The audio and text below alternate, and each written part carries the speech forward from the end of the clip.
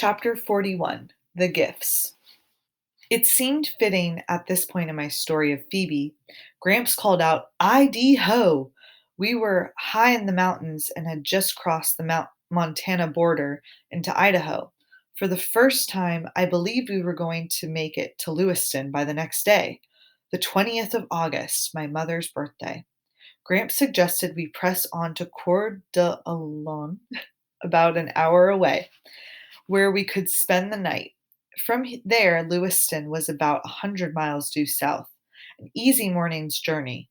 How does that sound to you, Gooseberry? Gramps was sitting motionless with her head resting against the back of the seat and her hands folded in her lap. Gooseberry? When Gramps spoke, you could hear the rattle in her chest.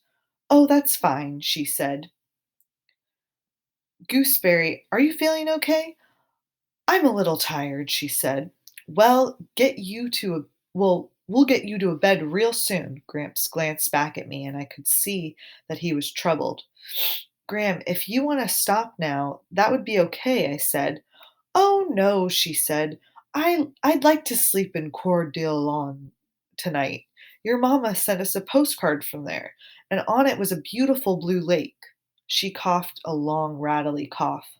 Gramps said, "Okay then, beautiful blue lake, here we come."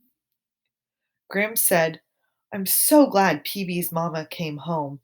I wish your mama could come home too." Gramps nodded his head five for about 5 minutes.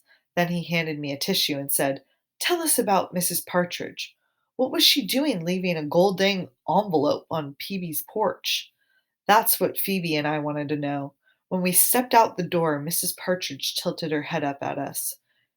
"Did you want something, Mrs. Partridge?" I asked. She put her hand to her lips. She said. Phoebe snatched the envelope and ripped it open. She read the message out loud. "Don't judge a man until you've walked 2 moons in his moccasins." Mrs. Partridge turned to go. "Bye bye," she said.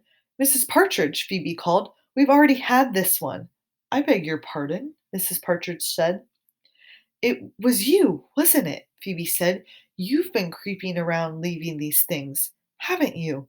"Did you like them?" Mrs. Partridge said, as she stood there in the middle of the sidewalk with her head tilted up at us, and that quizzical look on her face. She looked like a mischievous child. Margaret. Margaret reads them to me from the paper each day, and when there's a nice one, I ask her to copy it down. I'm sorry I gave you that one about the moccasins already. My noggin forgot." "But why did you bring them here?" Phoebe said. "I thought they would be a grandiful surprises for you, like fortune cookies, only I didn't have any cookies to put them in. Did you like them anyway?" Phoebe looked at me for a long minute. Then she went down the steps and said, "Mrs. Partridge, when was it you met my brother?" "You said you didn't have a brother," Mrs. Partridge said. "I know, but you said you met him. When was that?" She tapped her head. "Noggin, remember. Let's see. Some time ago, a week, 2 weeks, he came to my house by mistake, I suppose. He let me feel his face. That's why I thought he was your brother. He has a similar face. Isn't that peculiar?" Phoebe looked back toward her house. She said, "No more peculiar than most things lately." Mrs. Partridge tottered on down the walk and back to her house. Phoebe stood there looking all around. "It's a peculiar world, Sal," she said, and then she walked across the grass and spit into the street. She said, "Come on, try it." I spit into the street. "What do you think?" Phoebe said. We spit again. It might sound thumpingly disgusting, but to tell you the truth, we got a great deal of pleasure from those spits.